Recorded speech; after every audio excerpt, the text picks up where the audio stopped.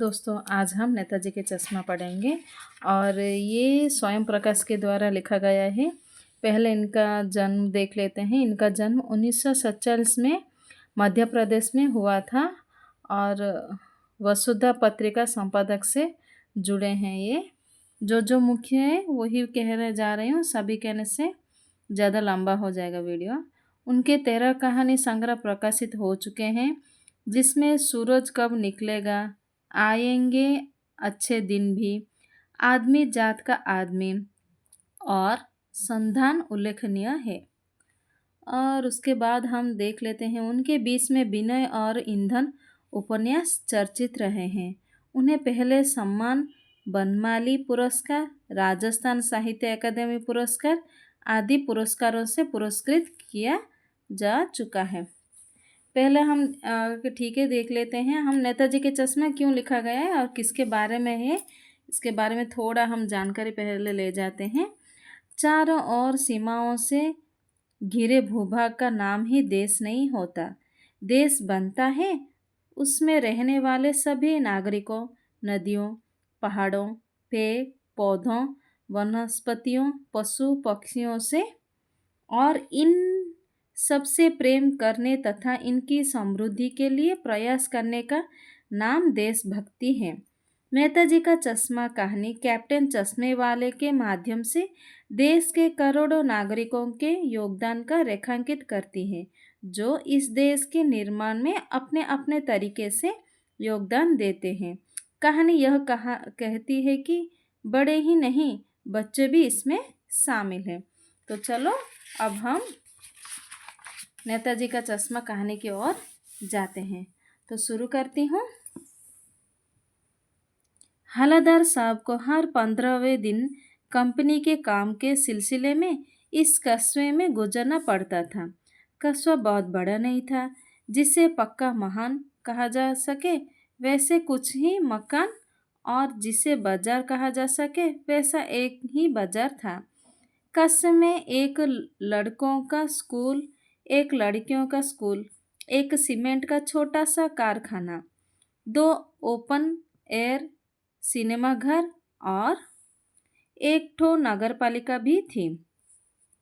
नगर पालिका थी तो कुछ ना कुछ करती थी रहती थी। कभी कोई सड़क पक्की करवा दी, कभी कुछ विश्व घर बनवा दिए, कभी कबूतरों का छतरी बनवा दी, तो कभी सम्मेलन करवा दिया। इसी नगर पालिका के किस उत्साही बोर्ड या प्रशासनिक अधिकारों ने एक बार शहर के मुख्य बाजार के मुख्य चौराहे पर नेताजी सुभाष चंद्र बोस की एक संगमरमर की प्रतिमा लगवा दी। यह कहानी उसी प्रतिमा के बारे में है, बल्कि उसकी भी एक छोटे से हिस्से के बारे में। पूरी बात तो अब पता नहीं, लेकिन लगता है कि देश के अच्छे मूर्तिकारों की जानकारी नहीं होने और अच्छी मूर्ति की लगान अनुमान और उपलब्ध बजट से कहीं बहुत ज़्यादा होने के कारण काफ़ी समय उहापोह और चिट्ठी पत्री में बर्बाद हुआ होगा, और बोर्ड की शासनवादी समाप्ति होने की घड़ियों में किसी स्थानीय कलाकार को ही अवसर देने का निर्माण किया गया होगा, और अंततः में कस्बे की इकलौती हुई हाई स्कूल की इकलौती ड्राइंग मास्टर, मान लीजिए मोतीलाल जी, को ही यह काम सौंप दिया गया होगा, जो महीने भर में मूर्ति बनाकर पटक देने का विश्वास दिला रहे थे। जैसे कि कहा जा चुका है कि मूर्ति संगमरमर की थी, टोपी की नोक से कोट के दूसरे बटन तक कई 2 फुट ऊंची, जिसे कहते हैं वर्स्ट, और सुंदर थी। नेताजी सुंदर लग रहे थे, कुछ मासूम और कमसीन। फौजी वर्दी में मूर्ति को देखते ही दिल्ली चलो और तुम मुझे खून दो वगैरह याद आने लगते थे। इसी दृष्टि से यह सफल और सहनशील प्रयास था। केवल एक चीज की कसर थी जो देखते ही कटकती थी। नेताजी की आंखों पर चश्मा नहीं थी, यानी चश्मा तो था, लेकिन संगमरमर का नहीं था। एक सामान्य और सचमुच के चश्मे का चौड़ा काला फ्रेम मूर्ति को पहना दिया गया था। हलादर साहब जब भी पहली बार इस कस्बे के गुजरे और चौराहे पार पान खाने रुके, तभी उन्होंने लक्षित किया और उनके चेहरे पर एक कौतुक भरी मुस्कान फैल गई। वो भाई, वाह भाई, यह आइडिया भी ठीक है। मूर्ति पत्थर की, लेकिन चश्मा रियल। जीप कस्बा छोड़कर आगे बढ़ गई। तब भी हालादार साहब इस मूर्ति के बारे में भी सोचते रहे और अंत में इस निष्कर्ष पर पहुंचे कि कुल मिलाकर कस्बे के नागरिकों को यह प्रयास सराहनीय ही कहा जाना चाहिए। महत्व मूर्ति के रंग रूप या कद का नहीं, उस भावना का है, वरना तो देशभक्ति भी आजकल मजाक की चीज होती जा रही है। दूसरी बार जब हलादर साहब उधर से गुजरे तो उन्हें मूर्ति में कुछ अंतर दिखाई दिया। ध्यान से देखा तो पाया कि चश्मा दूसरी है। पहले मोटे फ्रेम वाला चौकर चश्मा था, अब तार की फ्रेम वाला गोल चश्मा है। हलादर साहब का कौतुक और बढ़ा। वाह भाई, क्या आइडिया है। मूर्ति कपड़े नहीं बदल सकती, लेकिन चश्मा तो बदल ही सकती है। तीसरी बार फिर नया चश्मा था। हलादर साहब को आदत बढ़ गई। हर बार कस्बे से गुजरते समय चौराहे पर रुकना, पान खाना और मूर्ति को ध्यान से देखना।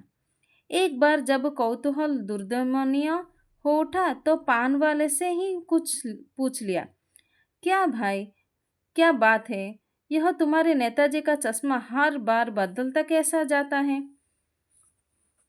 पान वाले के खुद मुंह में पान ठूसा हुआ था। वो एक काला, मोटा और खुशमिजाज आदमी था। हलादर साहब का प्रश्न सुनकर वह आंखों ही आंखों में हंसा। उसकी उसकी तोंद तिरकी। पीछे घूमकर उसने दुकान के नीचे पान थूका और अपनी लाल काली बत्ती सी दिखाकर बोला, कैप्टन चश्मे वाला करता है। क्या करता है? हलादर साहब कुछ समझ नहीं पाए। चश्मा चेंज कर देता है, पान वाले ने समझाया। क्या मतलब? क्यों चेंज कर देता है? हलादर साहब अब भी नहीं समझ पाए। कोई गिराक आ गया समझो, उसकी चौड़े चौखट चाहिए तो कैप्टन केदरसी लाएगा, तो उसको मूर्ति वाला दे दिया, उधर दूसरा बिठा दिया। अब हलादर साहब की बात कुछ कुछ समझ में आई। एक चश्मा वाला है जिसका नाम कैप्टन है। उसे नेताजी के बगैर चश्मे वाली मूर्ति बुरी लगती है, बल्कि आहत करती है, मानो चश्मे के बगैर नेताजी को असुविधा हो रही है। इसलिए वो अपनी छोटी सी दुकान में उपलब्ध गिने चुने फ्रेमों में से एक नेताजी की मूर्ति पर फिट कर देता है। लेकिन जब कोई ग्राहक आता है और उसे वैसे ही फ्रेम की दरकार होती है जैसी मूर्ति पर लगा है, तो कैप्टन चश्मे चश्मे वाला मूर्ति पर लगा फ्रेम संभवतः नेताजी से क्षमा मांगते हुए लाकर ग्राहक को दे देता है और बाद में नेताजी का दूसरा फ्रेम लौटा देता है। वाह भाई, खूब, क्या आइडिया है। लेकिन भाई, एक बात अभी भी समझ में नहीं आई। हलादर साहब ने पान वाले से फिर पूछा, नेताजी का ओरिजिनल चश्मा कहाँ गया? पान वाला दूसरा पान पान वाला दूसरा पान मुंह में ठूस चुका था। दोपहर का समय था, दुकान पर भीड़ भाड़ अधिक नहीं थी। वो फिर आंखों ही आंखों में हंसा। उसकी तोंद तिरकी, कत्थे की डंडी फेंक पीछे मुड़कर उसने नीचे पीक थूकी और मुस्कुराता हुआ बोला, मास्टर बनना भूल गया।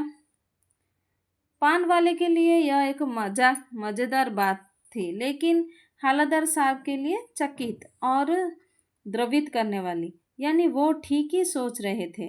मूर्ति के नीचे लिखा, मूर्तिकार मास्टर मोतीलाल वाकई कस्बे का अध्यापक था।